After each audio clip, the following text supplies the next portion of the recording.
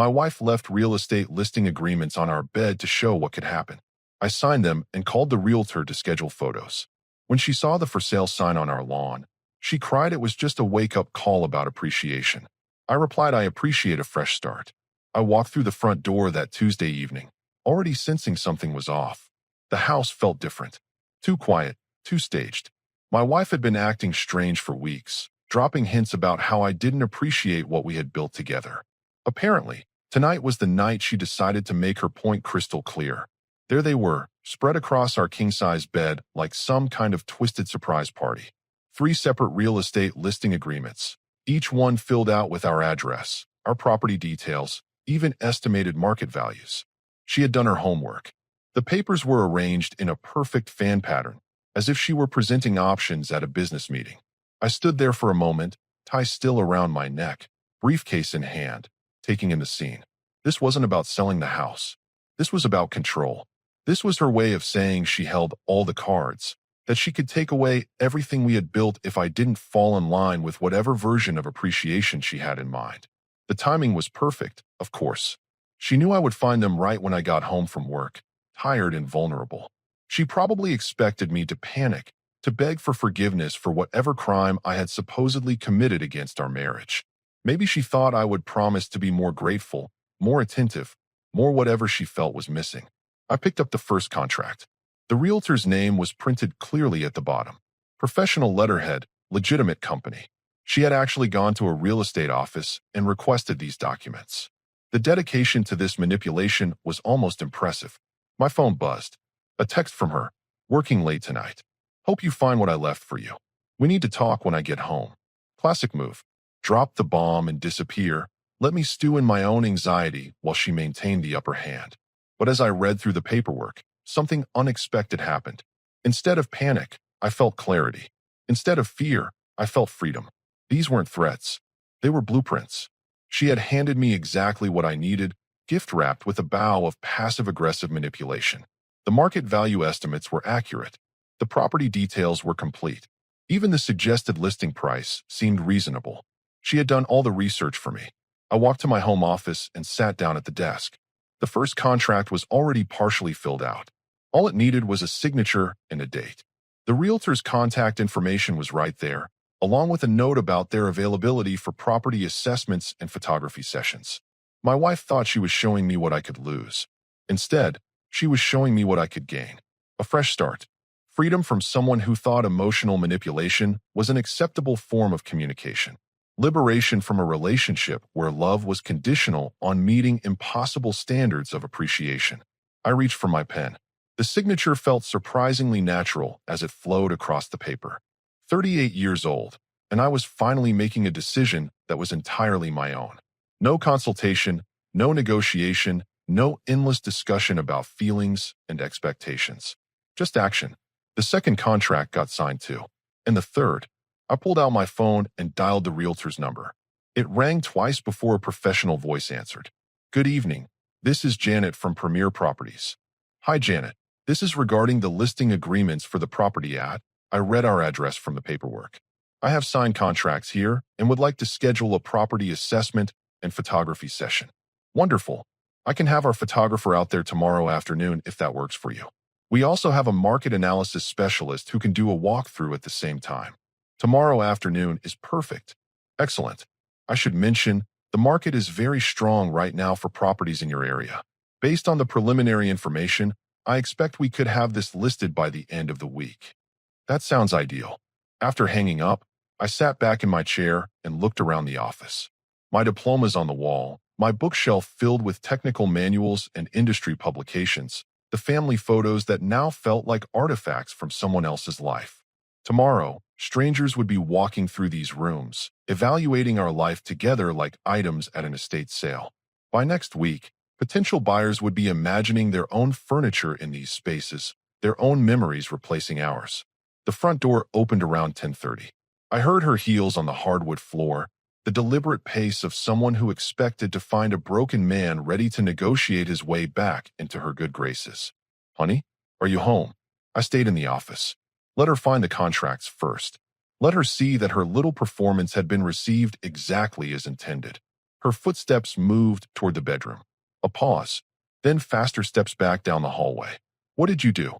Her voice carried that tone I had grown to recognize over the past few months. The tone that suggested I was always one step away from ruining everything. I found your message. I called back, still sitting calmly at my desk. Loud and clear.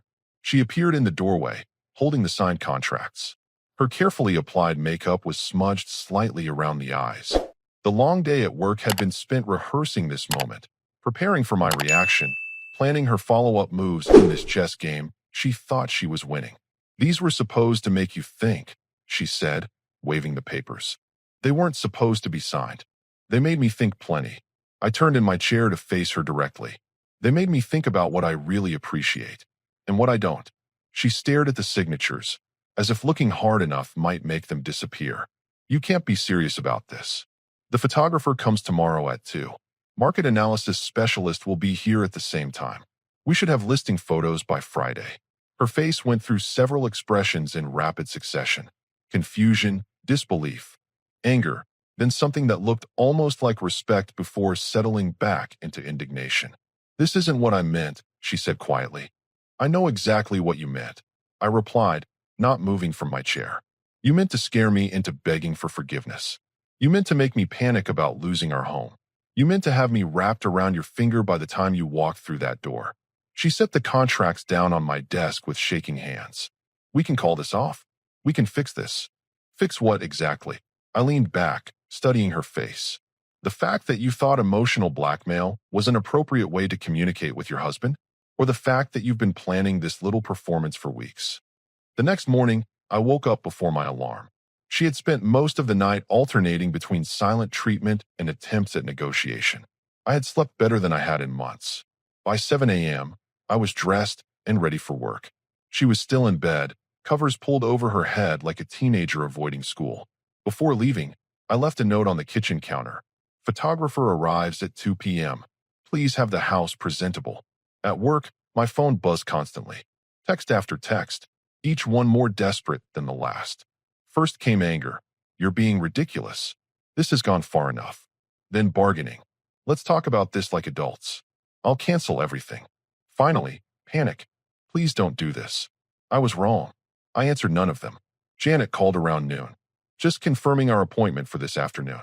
I should mention, I've already had 2 inquiries about the property just from the preliminary listing information.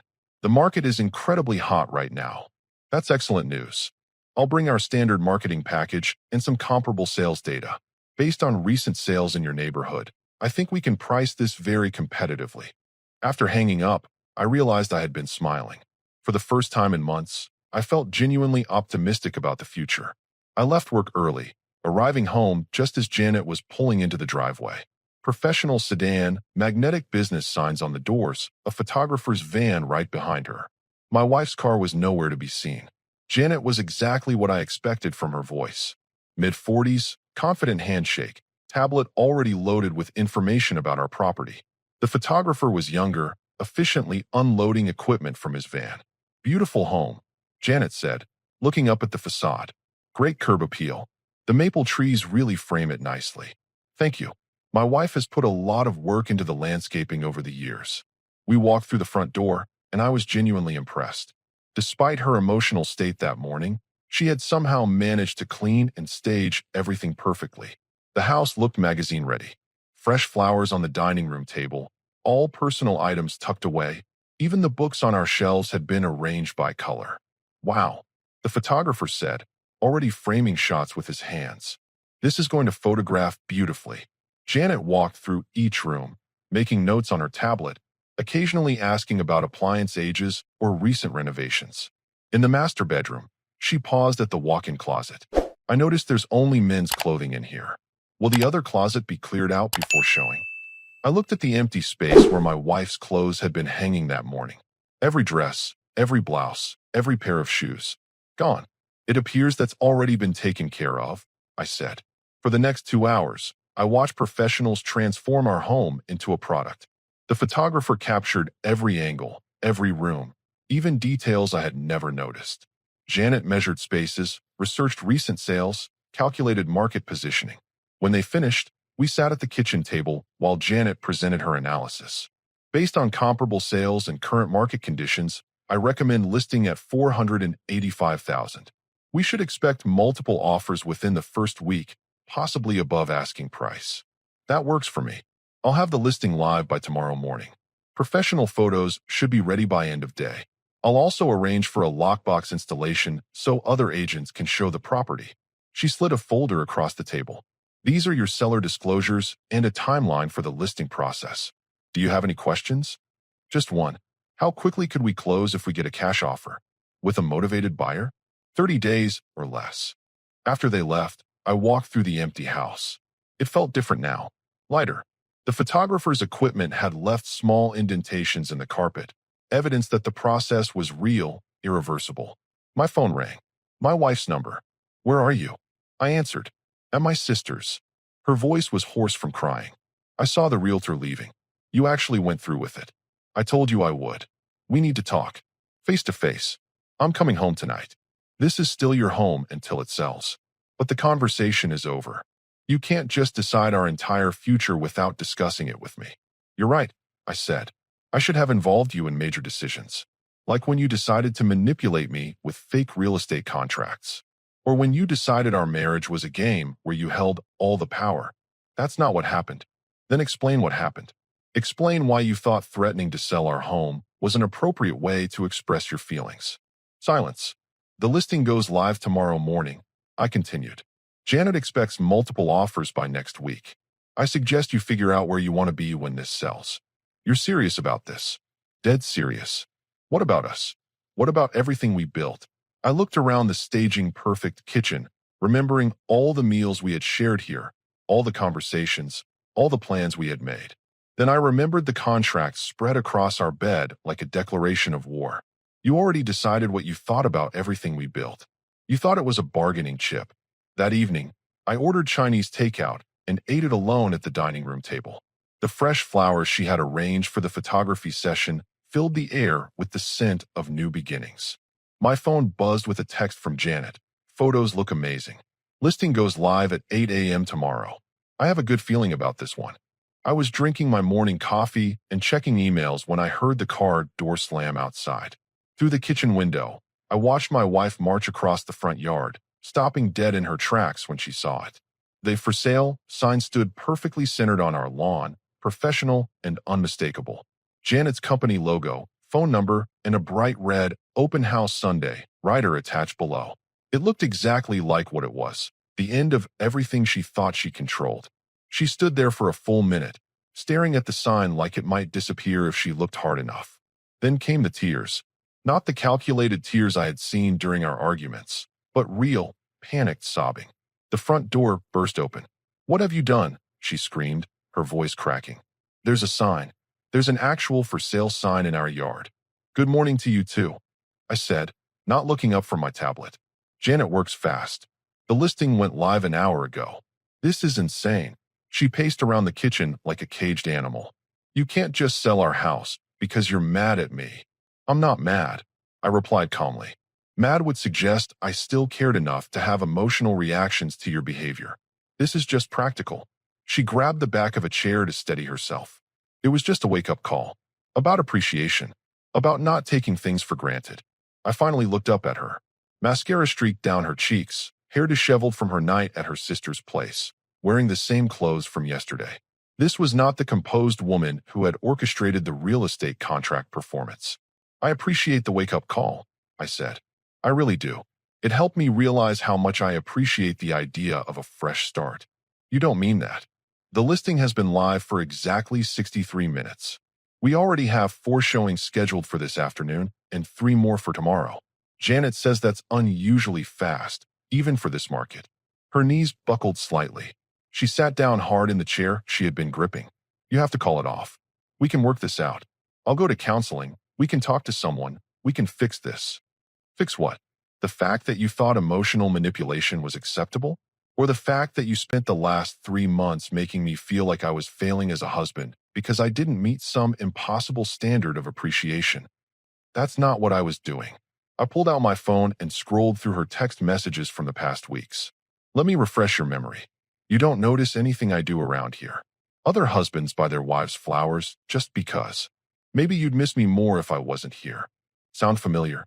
She closed her eyes. I was trying to communicate my needs. By threatening to leave? By making me feel like our entire marriage was hanging by a thread unless I proved myself worthy every single day? I never said I was leaving. You didn't have to say it. You spread real estate contracts on our bed and disappeared for the evening. What exactly did you think that communicated? She was quiet for a moment. Then, in a small voice, that I had options. There it was. The truth behind all the manipulation, all the games, all the emotional chess moves. She wanted me to know she had options, that she held the power, that I should be grateful she chose to stay. Well, I said, standing up and rinsing my coffee mug in the sink. Now we both have options. My phone buzzed. A text from Janet. Showing request for 11 a.m. this morning.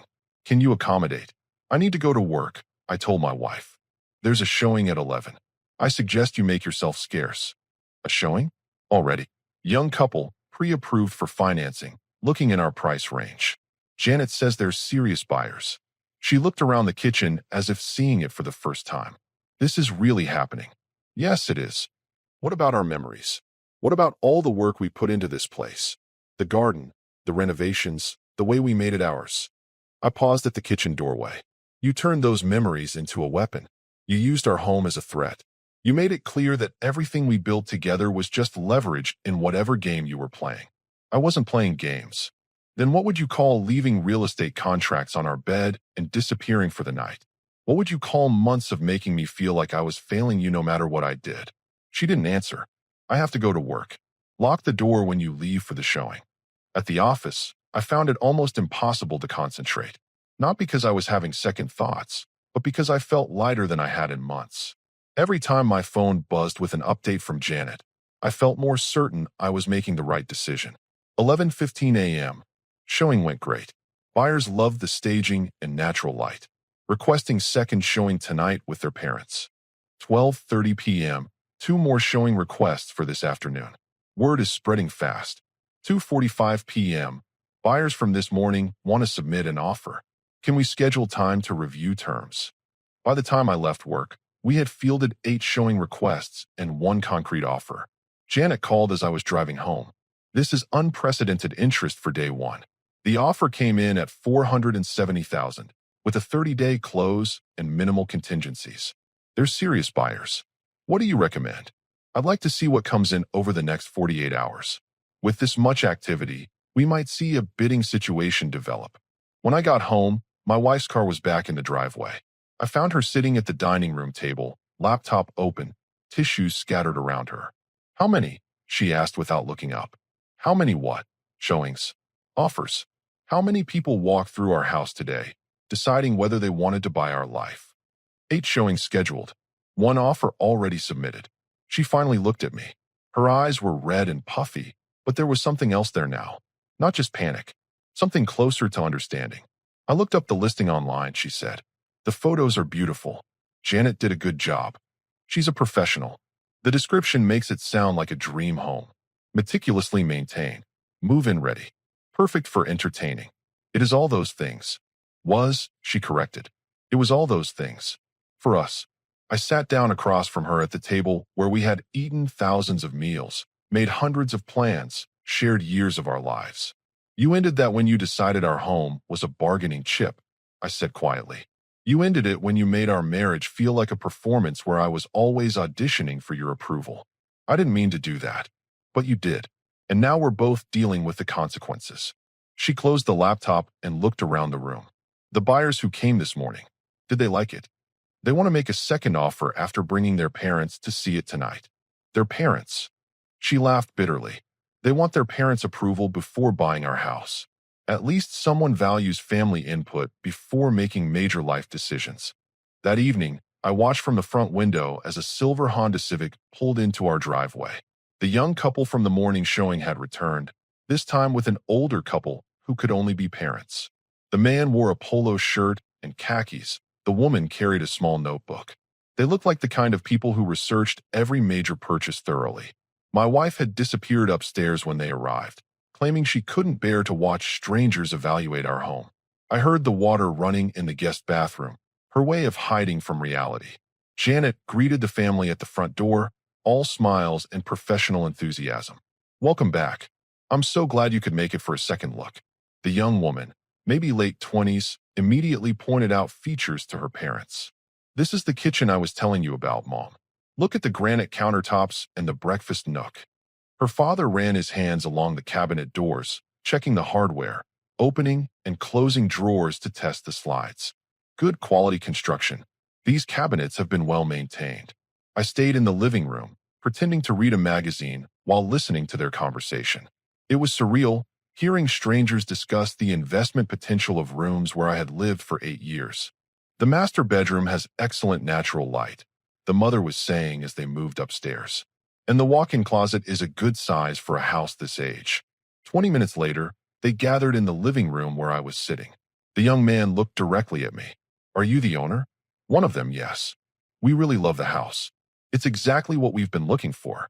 The location, the layout, everything." His father nodded approvingly. "You've taken excellent care of this place. It shows." "Thank you." The mother smiled warmly. "It must be difficult, selling a home you've obviously put so much love into. Are you relocating for work?" Before I could answer, footsteps on the stairs announced my wife's arrival. She had fixed her makeup and changed clothes, but her eyes were still red. She forced a smile as she joined us. "I'm sorry, I was on a conference call," she lied smoothly. "You must be the potential buyers," Janet mentioned. The families made polite introductions while I watched my wife transform back into the charming hostess she had always been with guests. If these people hadn't known better, they might have assumed we were a happily married couple excited about our next chapter. "Your home is beautiful," the young woman told my wife. "The garden especially. Did you do all the landscaping yourself?" "Most of it, yes. I spent 3 summers getting the flower beds exactly right. The roses usually bloom twice a year, and the herb garden by the kitchen window produces enough basil for the whole neighborhood." She was talking about the garden like she would be there to see the roses bloom again, like she still believed this was all some elaborate negotiation tactic that would eventually be reversed. Janet sensed the tension and smoothly guided the conversation back to business.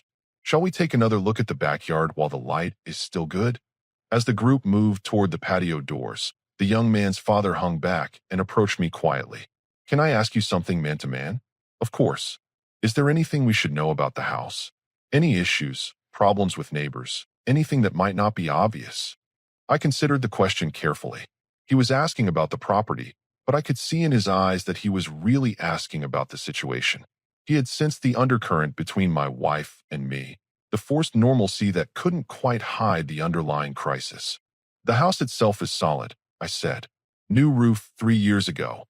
HVAC systems serviced annually, plumbing and electrical all updated to code. As for other issues," I paused, choosing my words carefully. "Sometimes the most beautiful homes come with complicated histories." He nodded slowly, understanding exactly what I meant without me having to spell it out. Outside, I could hear my wife giving the family a detailed tour of her garden. Her voice carried through the screen door, animated and proud as she described each plant, each carefully planned corner of our backyard oasis. The previous owners had let everything go wild, but I saw the potential immediately. It took 2 years to clear out the overgrown shrubs and establish the new beds, but look at it now. When the showing ended, the young couple exchanged meaningful looks while their parents whispered private consultations. Janet walked them to their car, business cards and contact information changing hands. I stood in the doorway and watched my wife deadhead roses in the fading light, as if maintaining a garden we were about to sell to strangers made perfect sense. Janet returned to the front porch where I was waiting. "They're very interested," she said. "The parents are impressed with the maintenance and location. I expect we'll hear from them tomorrow." "What about the other showings?" "3 more scheduled for tomorrow, plus an open house on Sunday. But honestly, I think this young couple is going to be our buyers. They have that look." After Janet left, I found my wife still in the garden, now sitting on the stone bench she had installed near the rose bushes. "They seem nice," she said without looking at me. "They do. Young, probably newlyweds. They'll fill the house with babies and birthday parties and all the things we—" She trailed off. "All the things we what?" "All the things we talked about doing someday." I remembered those conversations. Late-night discussions about adding a deck off the master bedroom, converting the spare room into a nursery, maybe getting a dog once we had kids to run around the fenced yard. Someday kept getting postponed. I said, every time I brought up those plans, you found reasons to wait. Too expensive, wrong timing, maybe next year. I wanted everything to be perfect first. Perfect according to who? Perfect how? She finally looked at me. Perfect enough that you wouldn't leave. There it was again. The fear that had driven all the manipulation, all the control games, all the impossible standards. She had been so afraid of me leaving that she had made our marriage unbearable. I never gave you any reason to think I would leave. But you could have. Any time. Men do it all the time. They get bored. They find someone younger, someone who doesn't ask for much, someone who thinks they're perfect just as they are. So you decided to ask for everything instead? To make sure I knew how much work I was, how much effort it took to stay married to me. I wanted to matter. I wanted to know that losing me would hurt. My phone buzzed. Another text from Janet. Second offer just came in. This one is full asking price. Cash deal, 15-day close. We need to talk. I showed my wife the message. She read it twice before handing the phone back. Cash deal, she said quietly. 15 days. That's faster than I expected. 15 days to pack up 8 years of our life together. 15 days to start over. She stood up from the bench and brushed dirt off her jeans. I'm going to pack some more things. I should probably stay at my sister's until this is over. You don't have to leave tonight. Yes, I do. I can't watch strangers walk through our house, deciding which offer to accept. I can't pretend this is just business when it's the end of everything I thought I knew about my life. That night, I sat in the empty house reading through both offers while she packed upstairs. The cash deal was compelling, but the young couple with their parents' blessing felt right somehow. They would love this house the way it deserved to be loved, without turning it into a weapon or a bargaining chip. At midnight, she wheeled a suitcase down the stairs and set it by the front door. I'll be back tomorrow to pack more things, she said. Unless you want me to take everything at once. Take whatever you need. She paused with her hand on the doorknob. I really thought you would stop this before it went this far. I know you did. I thought if you saw how serious I was, you would realize how much you had to lose. I did realize that, just not the way you expected. The next morning brought 3 more showings and a phone call that changed everything. I was reviewing the offers with Janet when my phone rang. My mother-in-law. What is going on? She demanded without preamble. Your wife called me crying about selling the house. She says you've lost your mind. Good morning to you too. Don't get smart with me. She's devastated. What kind of man sells the family home without discussing it with his wife? I looked out the kitchen window at the for sale sign. The kind of man whose wife left real estate contracts on his bed as a threat. Silence. She what? Ask your daughter about her wake-up call strategy. Ask her about the contracts she spread across our bed like some kind of ultimatum. More silence. Then, that doesn't sound like something she would do. Check with her sister. That's where she's been staying since this started. After hanging up, Janet raised an eyebrow. Family drama? The usual. My phone buzzed with a text from my wife. Mom called. Thanks for throwing me under the bus. I typed back. I told her the truth. Something you should try. The open house on Sunday brought a steady stream of potential buyers. I watched from across the street as couples and families toured the home, many staying longer than typical for casual browsers. Janet had strategically placed fresh flowers and baked cookies, creating an atmosphere of warmth and possibility. By noon, we had 2 additional offers. By evening, we were in a bidding war between 4 serious buyers. This is exactly what I hoped would happen, Janet said as we reviewed the final offers. The young couple came back with a revised bid that's $10,000 over asking. They really want this house. My wife returned Monday evening to pack more belongings. She looked exhausted, like someone who hadn't slept in days. For offers, she said. It wasn't a question. 5, actually. Another one came in this afternoon. Which one are you taking? The young couple. Their offer isn't the highest, but they love the house for the right reasons. She nodded slowly. When we close in 3 weeks. 3 weeks. She sat down heavily at the kitchen table. My sister thinks I should fight this. Get a lawyer, claim you're having some kind of breakdown. Are you going to do that? No. She looked around the room. I called my mom yesterday. She said you told her about the contracts. I did. She asked me if that was really what I did. I tried to explain it was just. I don't know what it was anymore. It was manipulation.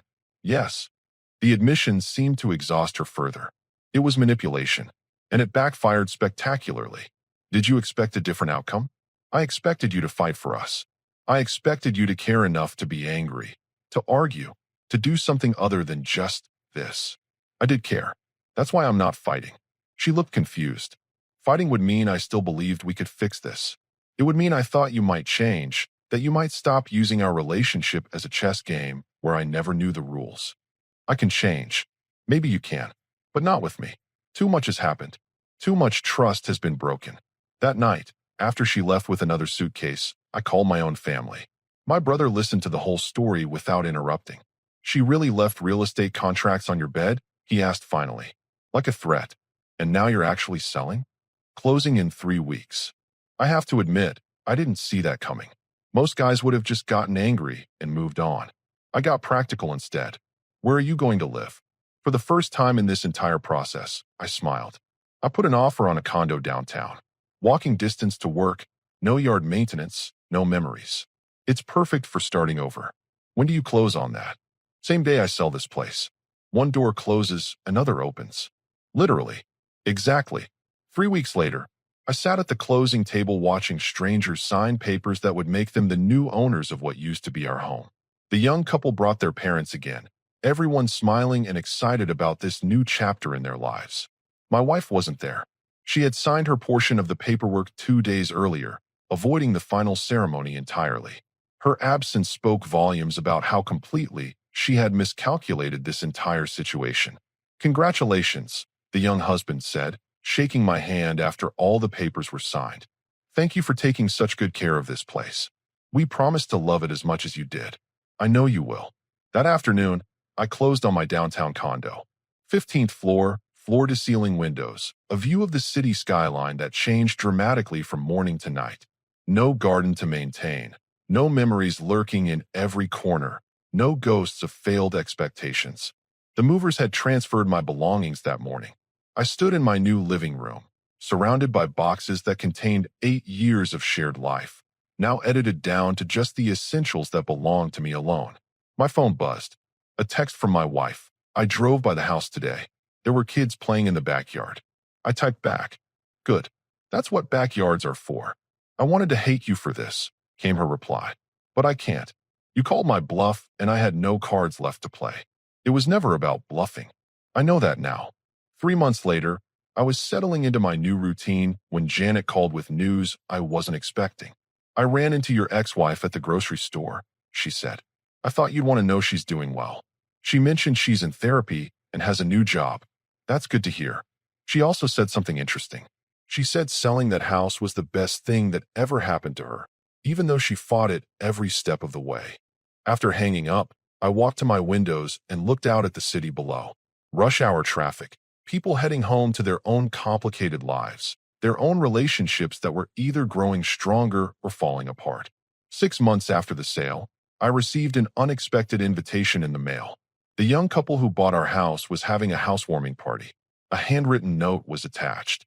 We wanted to thank the previous owner who kept this place so beautiful. Hope you can stop by and see what we've done with it. I almost didn't go, but curiosity won out. The house looked completely different and exactly the same. They had painted the front door a cheerful blue and added window boxes filled with bright flowers.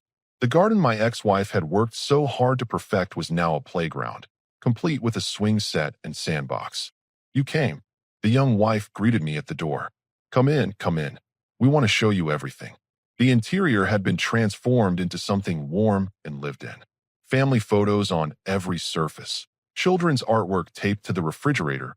Toys scattered across the living room floor in that organized chaos that only happens in homes where people are truly happy.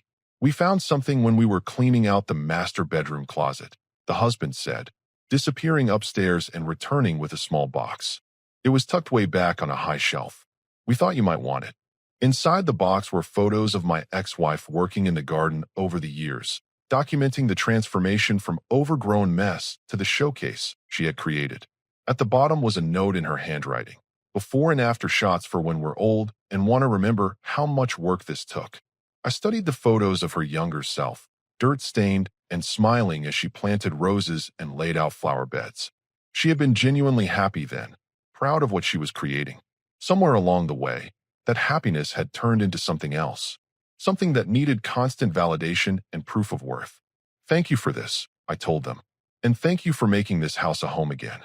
That evening, I mailed the photos to my ex-wife's sister with a note. "Found these at the housewarming party. Thought she might want them."